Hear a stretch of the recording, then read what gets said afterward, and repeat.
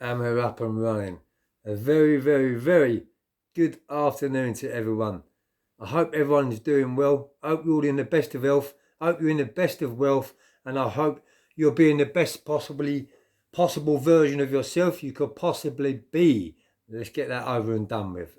Because I do like to wish everyone that watches my channel happiness. And I hope the light outshines the dark.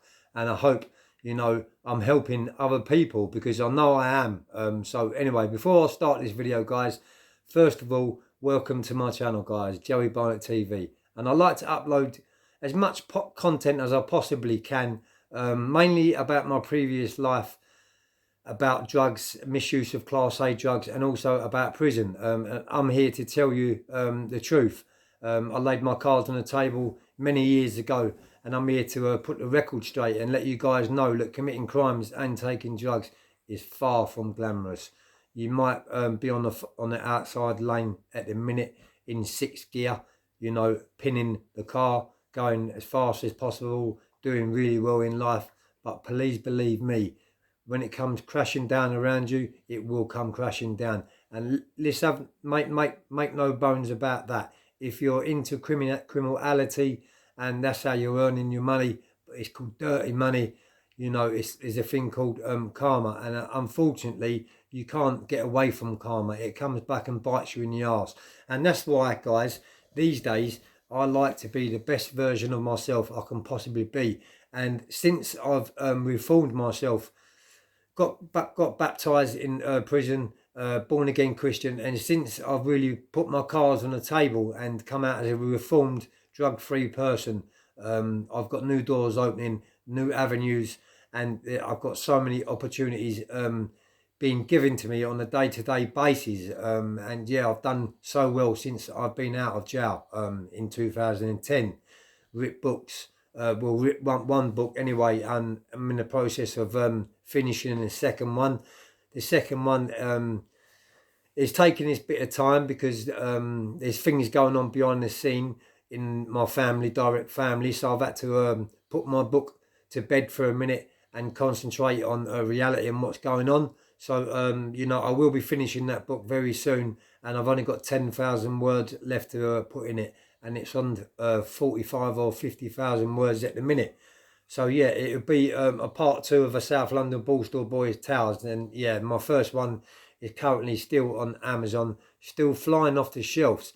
And I'm inspiring so many people. The comments which I'm reading blows me away. It really, really does. And it's that type of stuff what makes me upload more content. So before I go ahead today and get on with the video, first of all, I need to have a drink. And what I'm drinking at the minute is, I'm not going to promote it, but it's Tyson Fury's like Red Bull drink, and it's all different flavours in it. This one is the cherry flavour, and to me, it's more powerful than Red Bull. It actually does make you fly. It really does give you wings. And when I go out on my motocross bike, I've always got a few cans with me, and I neck a few in the paddock. And I'll tell you what, yeah, it's really, really does work.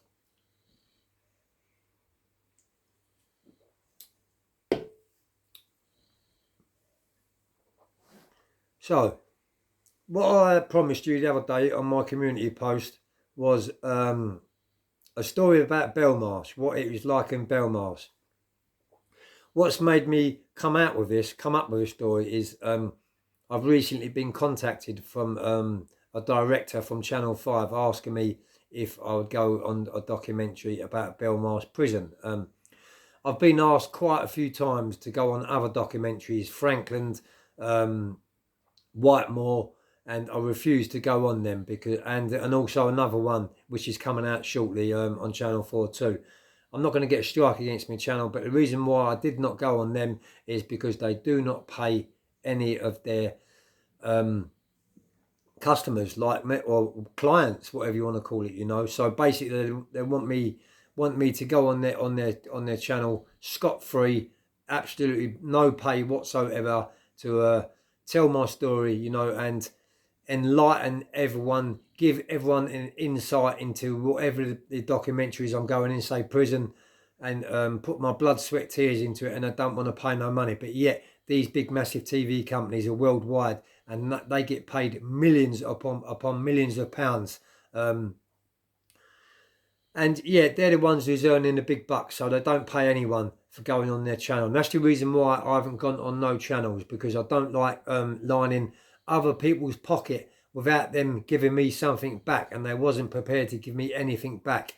I've changed my mind a little. I've got my mind changed it a little bit about this one coming up, which is on Channel 4, because of it's in Belmarsh, and yeah, I've been in there quite a few times, so I'm going to go on to that one. I'm going to go on that. And not only that, mainly it's for good promotion of my book. So, yeah, guys.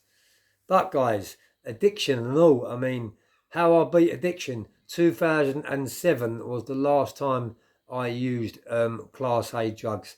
And, yeah, I had a raging habit on both dark and both light. You know, and like most things in life, when you're living that way, you're out on offer every day, out on the road every day. You're putting yourself on offer every day to be arrested, to be locked up. That is what happened to me. I got locked up in 2007, got a carpet, which is 3 years, and got a recall on my 13-year sentence. So I went back and done 18 months on the 3 year, half of it, and then I had 2 years left on my 13-year sentence. So yeah, I ended up going back doing 4 or 5 years, and then you know, when I finished the sentence, well, you know, towards the end of the sentence, that's when I've really started getting my stuff together, and I've done a course called the Alpha course down the church, and that was basically a Christian course, because I wasn't baptised, so I got baptised and as a born again Christian, and I've done the Alpha course, and it really opened my eyes up. It really did open my eyes up. You know, I started looking at the world in a different way. I'm not going to preach about Bible, because if I tell you that I read the Bible every day, I'll be lying to you. I'm not a Bible basher in any way, shape or form. I do pick it up now and then if I need to read any information, you know, because there's lots of information, you know, in there. You know, you can read things like the Psalms, and you know, it reverts back to real life, it reverts back to reality. So I do reach out every now and then. But yeah, that's when I started getting my stuff together. When I landed, you know, I was given opportunity by the bucket load to go on a bike, because I'm a good bike man, and I've always been. My game was going across the pavement as an armed robber, which I'm not glamorising in any way, shape or form. I paid the highest price that you could pay, which was a 13-year sentence. That did not break me, which it would have done most people after, you know, the years and years what I've done in prisons previously to that. But that still didn't break me. So, and also losing my parents, you know, right underneath my nose, you know, that didn't break me. So you know, I'm a very, very strong-minded person, and that's what you've got to be to beat Class A addiction. It's not physical. Although it felt like, when I was going through like the withdrawal stage of it, it felt like I was having 12 rounds with Mike Tyson, but Mike Tyson was the devil, and you know, I wouldn't let him win. I took him into deep waters. I wouldn't surrender. There's no way was he getting me down, you know, and he wasn't getting his claws into my back no more. You know, he'd ruined my life. You know, this demon had ruined my life for a long time. Broke me many times, and had me in tears, and you know, cost me quite a few years of my life, of going back in and out of prison through that revolving door. So by the time I actually, you know, put my cards on the table and said, right, enough was enough, you know, I was in my late 40s. So, you know, if I can do it, I'm sure everyone else can do it. You just got to want to do it hard enough, you know. And I mentor people now on a day-to-day basis what are fighting addiction. And the first thing what I'll say to anyone that's fighting addiction is, you know, you need to start helping yourself before anyone else can help you. Because if you can't help yourself, then, you know, someone else could tell you until they're blue in the face or blue in the tongue or whatever. But, you know, it's not going to register into your brain until that light switches in your head. And, you know, there's no two ways about it. You will get to that crossroad at one stage, you know. you will stoop all the way down to the bottom, and you know you can either sink or you can swim in them circumstances. And for me, you know, I've always been a shark. I've always been a very big fish. I've always been a very strong swimmer. So I was never going to let it take me out and beat me. But it did beat me. It did beat me for, as I say, you know, 25, 30 odd years of Class A addiction and going in and out of prison, mostly for, you know, to fund a drug lifestyle, which, you know, I was loving at the time, being on the outside lane, you know, foot to the floor, on in sixth gear, you know, thinking I was the best, thinking I was untouchable, thinking I was invincible, and thinking it would never come on top for me. But you know, like I said, it does come on top. Despite how well you're doing in life and how high up the ranks you are in life, if you're into criminality and you've got dirty money around you, karma does come back and bite you in the arse. And you know, there's no two ways about that whatsoever. You can't get away from that. But yeah, you know, by the time I got out,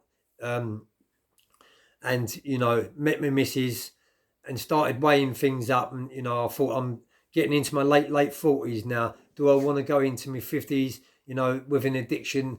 Because if you go into your 50s with a drug addiction, you know, it's inevitable. You're gonna die. You really are, because your body slows down as you get older, and you know, it can't take the iodines what it used to take years and years and years ago. You know, and not only that, there's dirty drugs on the streets.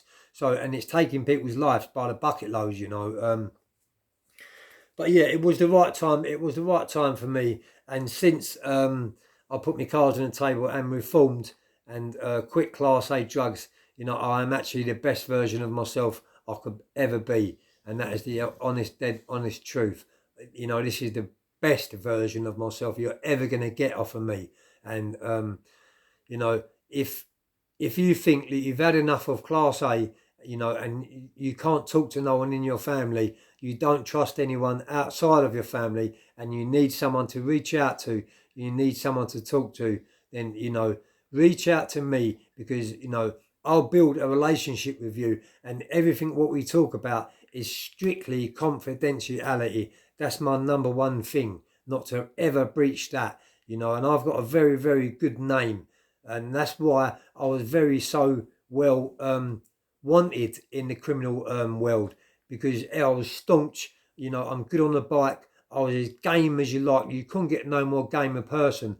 And I had that mentality of, you know, if you're gonna be a thief, don't be a back garden thief. Go out and be, you know, the best thief which is out there. Which you know, I'm not glamorising it, but for me, it was going across the pavement, nicking thousands of pounds off of security guards or out of banks or out of post offices.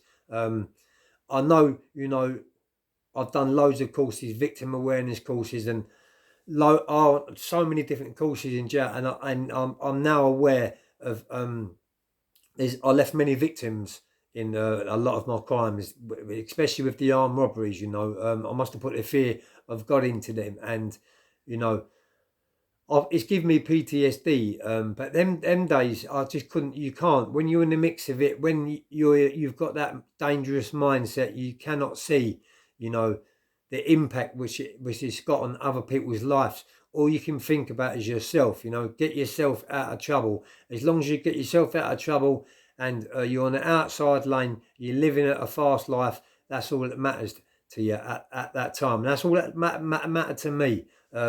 So yeah, you know, I've got to the age of in my 40s, and you know, I was in prison, looking around me down the landings, down the corridors, seeing people in their 20s, 30s, and I started to feel like a little bit like an old man in there as part of the furniture. And I started to ask myself serious questions in my cell of a night time, in that cold, lonely, horrible, scary cell all on your own. I started to ask myself serious questions, you know, is this how you want to continue the rest of your life?